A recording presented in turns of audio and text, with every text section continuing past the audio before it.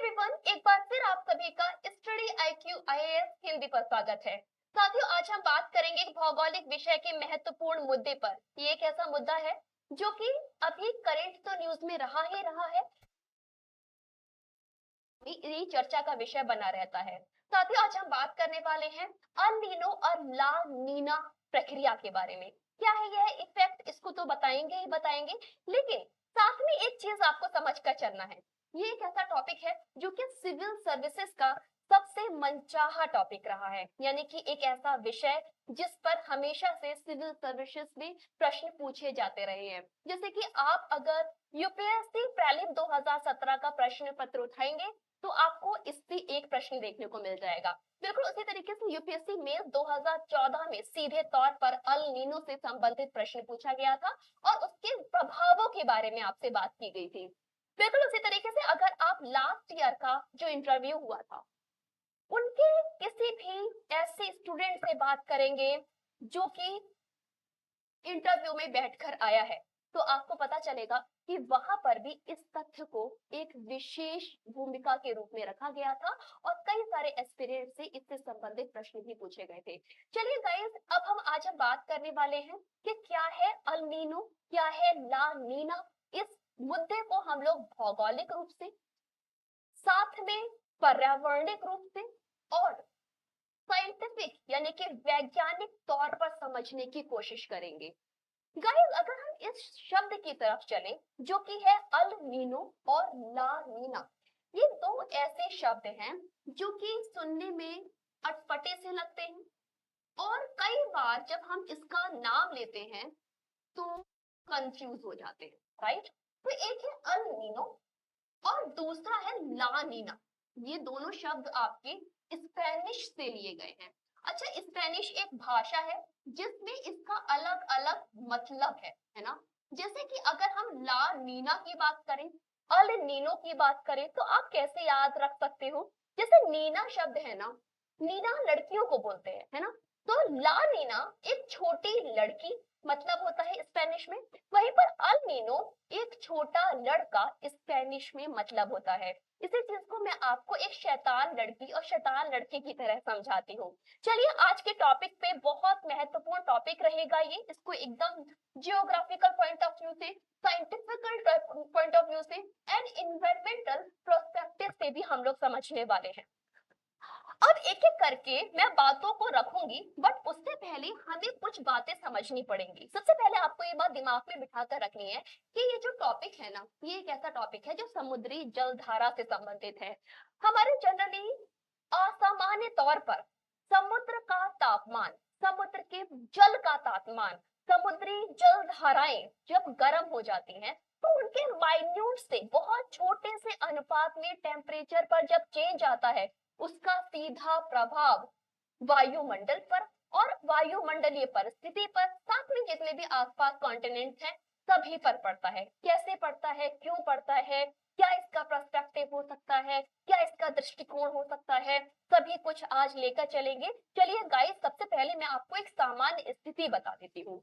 मैंने आपसे बोला कि हमारी पर्टिकुलर अल नीनो और ला नीना एक ऐसा प्रभाव है जो कि समुद्री जलधाराओं से संबंधित है ना। इसका मतलब इसमें कुछ पवने हैं जो कि एक अपनी बड़ी भूमिका निभाती हैं।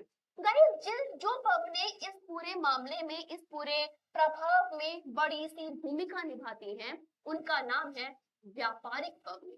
और इन्हीं पवनों को हम लोग इंग्लिश में के नाम से जानते हैं। ये जो आपके व्यापारिक पवने हैं, सामान्य तौर पर चलने वाली पवने हैं, यानी कि अगर हम नॉर्मल कंडीशन की बात करें, नॉर्मल स्थिति की बात करें, तो व्यापारिक पवने आपकी आम तौर पर हमेशा चलती हैं, साल भर चलती रहती हैं। पूर्व से पश्चिम दिशा की ओर लगातार वर्ष भर चलने वाली ये पवने, व्यापारिक पवने, किसी भी असामान्य कारणवश या तो अपने रुख को बदलती हैं या फिर इनके अनुपात में परिवर्तन आता है, जिसकी वजह से अल नीना और अल नीनो की कंडीशन पर एक भारी प्रभाव देखने को मिलता है।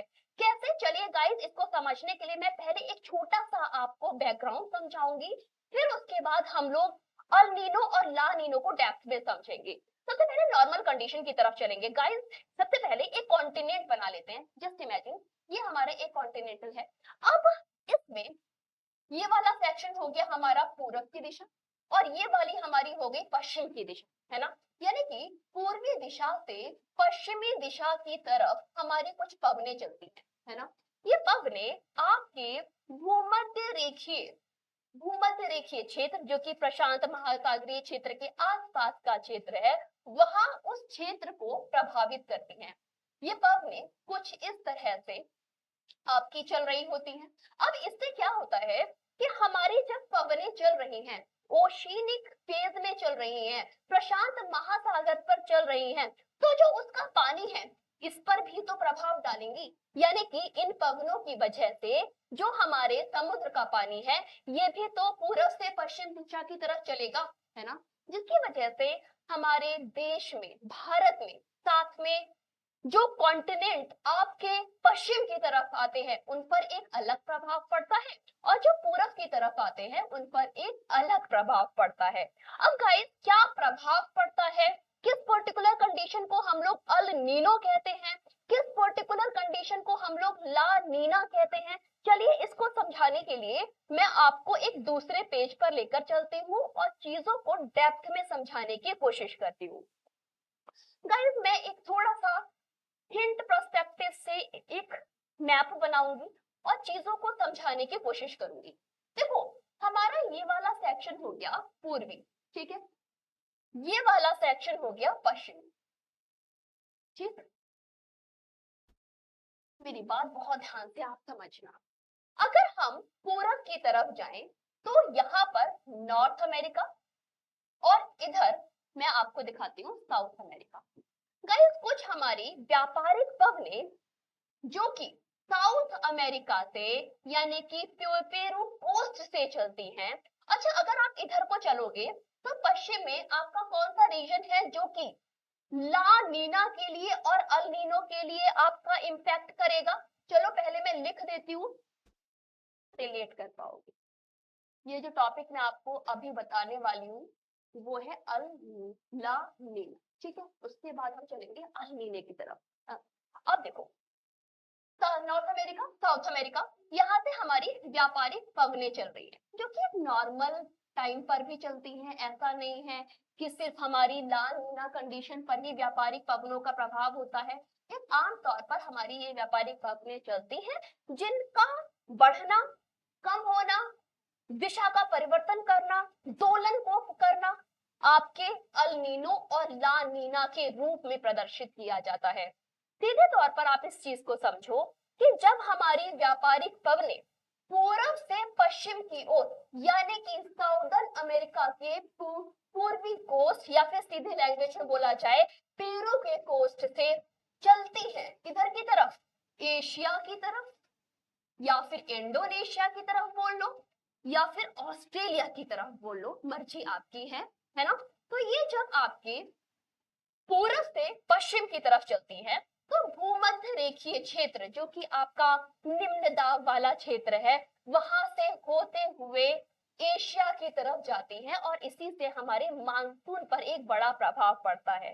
कई बार क्या होता है कि अचानक से कुछ असामान्य स्थिति के कारण जो यहाँ पर पाया जाने वाला हमारा प्रशांत महासागर वाला क्षेत्र है, कौन सा, ये हमारा प्रशांत महासागर वाला क्षेत्र जो कि आपके पूर्वी और पश्चिमी क्षेत्र के बीच में आता है। इस क्षेत्र में क्या होगा कि असामान्य रूप से हमारा पानी गर्म होने, समझना आप, यहाँ पर क्या होगा, असामान्य रूप से पानी गर्म होने लगता है यानी कि लगभग 0.5 डिग्री सेल्सियस 0.6 डिग्री सेल्सियस के करीब पानी के तापमान में वृद्धि होने लगती है।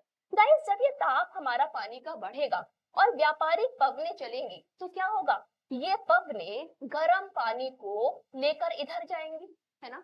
यानी कि पूरब से पानी पश्चिम की तरफ जाने लगेगा। इसका मतलब क्या हुआ कि यहाँ का जो गर्म पानी था वो तो चला गया आपका पश्चिम की तरफ। इसका मतलब ये हुआ कि यहाँ पर आपके पानी कैसा हो गया, गर्म हो गया, है ना। और यहाँ पर आपके जो ठंडा पानी था वो आपका कहाँ आ जाएगा, ऊपर आ जाएगा, राइट। अब जैसे ही यहाँ पर खाली जगह आएगी, यानी कि ऊपर की लेयर, गर्म पानी की लेयर पश्चिम की तरफ चली गई, तो नीचे से जो ये ठंडा पानी है ना, वो आपका ऊपर चला जाएगा। अब एक चीज विज्ञान से रिलेटेड है जो कि आपको समझनी पड़ेगी कि गाइस, जब हमारा पानी ठंडा है, इसका मतलब क्या हुआ, वायुमंडलीय दाब हो गया। अब क्यों हो गया इसको मैं आपको समझाती हूँ। वहीं पर जब हमारा गर्म पानी इधर गया, इसका मतलब क्या हुआ, निम्न वायुमंडलीय दाब पैदा हो गया। कैसे निम्न वायुमंडलीय दाब पैदा हो गया, इस समझने के लिए थोड़े से साइंस के लॉजिक की तरफ चलेंगे। देखो, हम साइंस में क्या पढ़ते हैं कि जब भी हम किसी पानी को गर्म करते हैं, किसी बर्तन में पानी को गर्म करते हैं, तो उसका आसपास का वातावरण भी गर्म हो जाता है। बहुत ध्यान से समझना, बहुत लॉजिकल बात मैं आपको बताने वाली हूँ, है ना। और जब आसपास का वातावरण गर्म होगा, तो हवा हमारी हल्की होकर ऊपर उठने लगती है। क्लियर। इसका मतलब क्या हुआ कि जब ये पानी गर्म है, तो आसपास के वायुमंडल में भी गर्माहट आई। आसपास के वायुमंडल में गर्माहट आने की वजह से क्या हुआ, ये जो पानी है ना, वो कुछ वाष्प दाब बनकर ऊपर की तरफ उठने लगा। और जैसे जैसे ये वाष्प दाब बनकर ऊपर की तरफ उठेगा, बादल बन जाएगा। क्यों बन जाएगा, क्योंकि ये ऊपर जाने पर संघनित होगा, और संघनित होकर छोटे छोटे छोटी छोटी हमारी बूंदें बनेंगी, जो कि आसमान में ही रुक जाती हैं, जिनको कि हम बादल के नाम से जानते हैं। गाइस, यही एक कारण है जिसकी वजह से निम्न वायु दाब पैदा होने की वजह से, पानी के, गर्म पानी के इधर आने की वजह से, पश्चिम क्षेत्र की तरफ आने की वजह से यहाँ पर वर्षा होने लगती है। क्या हो जाती है, वर्षा ज्यादा होने लगती है। क्लियर। अच्छा, एक चीज और समझना जो कि शायद आपको कम बताई जाती है। अब यहाँ पर ना मैंने आपको बोला कि बादल बनने लगते हैं। क्या बोला था मैंने आपको कि यहाँ पर हमारे बादल भी बनते हैं, तभी तो बारिश हुई। अब जब बादल बन रहे हैं, इसी वजह से यहाँ पे कई बार बिजली के कड़कने की और बिजली के गिरने जैसी स्थितियां भी देखी जाती हैं, है ना।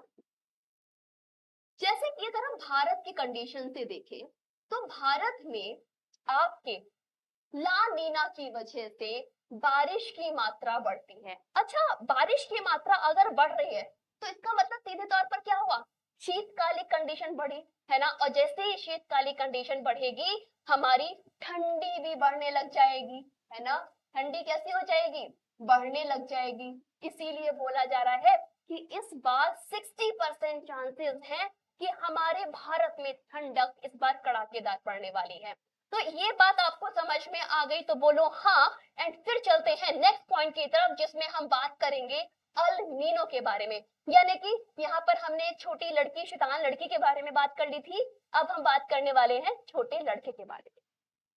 क्या है ला अल नीनो, है ना। ला नीना मैंने आपको डिस्कस कर दिया। अब हम बात करेंगे अल नीनो के बारे में। बहुत प्यारा टॉपिक है ये, जिसको कि हम लोग छोटा लड़के के नाम से जानते हैं, है ना। ये भी एक स्पेनिश वर्ड है। गाइस, ये वर्ड क्या कह रहा है, चलो इसके बारे में मैं आपको बहुत सिंपल लैंग्वेज में बातें बताऊंगी। एंड डेफिनेटली इसके बाद ना आपको कहीं पर भी scientific reason, geographical reason, environmental reason ढूंढने की जरूरत नहीं पड़ेगी। देखो, अल नीनो यानी कि एक छोटा लड़का, ये है स्पेनिश वर्ड जो कि हमारी इस भौगोलिक स्थिति के लिए, इस पर्टिकुलर इफेक्ट के लिए दिया गया है। सबसे पहले इसको ना पेरू के कुछ मछुआरों ने देखा था, और पेरू के मछुआरों ने ही इसका नाम अल नीनो रखा था। गाइस, इन्होंने क्या देखा कि जब वो अपने दक्षिण अमेरिका की तरफ से आ रहे थे, दक्षिण अमेरिका की तरफ अब मछुआरे अपनी नाव को लेकर आ रहे थे, उन्होंने महसूस किया कि जो पानी है ना, जो वाटर है, वो अचानक से गर्म हो रहा, मतलब उन्हें नॉर्मल डे के कंपेयर में समुद्र का पानी गर्म महसूस हुआ, है ना। जब उन्हें ये समुद्र का पानी गर्म महसूस हुआ और उन्होंने व्यापारिक पवनों में कुछ परिवर्तन देखा, तो इसका नाम उन्होंने सीधे तौर पर अल नीनो रखा। गाइस, ये जो आपकी कंडीशन है, ये सेम वैसी ही कंडीशन है, बस थोड़ा सा डिफरेंस आएगा। इसमें क्या हो रहा है कि हमारा पानी कैसा है, एक असामान्य रूप से गर्म है ना। अब जो असामान्य रूप से गर्म पानी है ये क्या है, एशिया से या फिर जो हमारा पश्चिमी रीजन है, पश्चिम वाले कॉन्टिनेंट्स हैं, वहां से दक्षिणी दोलन कर रहा है ना। एक सेकेंड रखिएगा भाई, एक सेकेंड।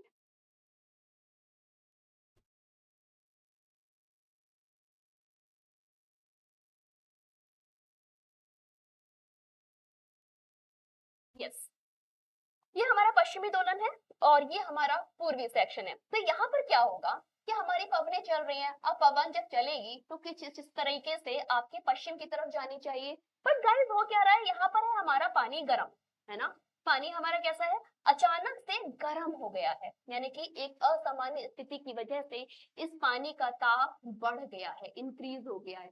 अब इस पानी के ताप बढ़ने का मतलब क्या हुआ, मैंने आपको क्या बताया था कि जब हम किसी भगोने में पानी गर्म करते हैं तो उसके आसपास के वातावरण में क्या होगा, निम्न वायु दाब पैदा हो जाएगा। क्यों पैदा हो जाएगा, क्योंकि हमारी हवा हल्की हो जाएगी। बिल्कुल उसी तरीके से यहाँ पर पानी गर्म हुआ, इसका मतलब क्या हुआ, निम्न वायु दाब पैदा हो गया, है ना।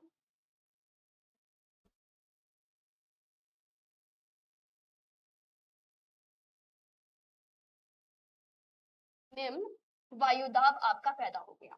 अब जो निम्न वायुदाब हमारा या फिर निम्न वायुमंडलीय दाब हमारा पैदा हुआ, इसकी वजह से क्या होने वाला है गाइस, ध्यान रखिएगा, ये जो हमारी व्यापारिक पवनें हैं ये कमजोर हो जाएंगी। क्या होंगी, ये व्यापारिक पवनें कमजोर पड़ रही है, क्योंकि तेजी से चलनी चाहिए, जो कि पश्चिम तक पहुंचनी चाहिए, ये कमजोर पड़ गई। क्यों, क्योंकि यहाँ पर लो आपका प्रेशर हो रहा है। अब जैसे लो प्रेशर हो गया, हमारी वायुमंडलीय दाब कम हो गया, तो व्यापारिक पवनें अपने आप ही कमजोर पड़ जाएंगी। जब कमजोर पड़ गई, इसका मतलब क्या हुआ कि ये पवनें पूरी तरीके से पश्चिम की तरफ नहीं जा पाएंगी। अब जब पवनें पश्चिम की तरफ नहीं जा रही हैं, इसका मतलब क्या हुआ कि यहाँ पे पानी का संघनन होने लगा, यहीं पर हमारे बादल बनने लगे और यही बादल यहीं पर वर्षा करने लगे, जिसकी वजह से अल नीनो कंडीशन में जो हमारा अमेरिका का क्षेत्र है, उत्तर अमेरिकी दक्षिणी अमेरिकी क्षेत्र है, यहाँ पर बाढ़ की संभावना बढ़ जाती है। यहाँ पर आपका बहुत ज्यादा वर्षा होने लगती है। जबकि ये पवनें जब आगे नहीं बढ़ पा रही हैं, तो समुद्री जलधाराओं को भी अपने साथ लेकर नहीं जा पा रही हैं, और ये आपका साइक्लिक मोशन यानी कि हमारा एक ऑसिलेशन प्रोसेस होने लगती है, जिसको हम लोग अल नीनो दक्षिणी दोलन के नाम से जानते हैं, जिसकी वजह से ये जो पूरा मानसून है यहाँ तक नहीं पहुंच पाता। ये आपकी जो हीट है, जो आपका एयर है, उसका इम्पैक्ट हमारे एशिया पर नहीं जा पाता और यहाँ पर सूखा पड़ जाता है, और इसी कंडीशन को हम लोग अल नीनो के नाम से जानते हैं। गाइस इसके कुछ प्रभाव भी हैं। अब एक चीज समझिएगा कि जब हमारे समुद्र का पानी गर्म हो रहा है, सीधे तौर पर इससे समझ में आता है कि अगर समुद्र का पानी गर्म हो रहा है, मतलब क्या हुआ कि ग्लोबल वार्मिंग बढ़ रही है। क्या हुआ, ग्लोबल वार्मिंग बढ़ रही है। दूसरा एक और इंटरेस्टिंग एक इन्वायरमेंट एंड इकोलॉजी में हमारा कंटेंट आता है, जिसके बारे जो भी इस पर्टिकुलर टॉपिक से रिलेट करता है, वो है कोरल ब्लीच, है ना। जो हमारी कोरल होती है ना, वो बड़ी रंग बिरंगी, बड़ी इंटरेस्टिंग सी लगती है। क्यों, क्योंकि वो एक सिम्बियोटिक रिलेशन रखती है, वो अपना एक समानार्थ रिश्ता जोड़कर रखती है ना।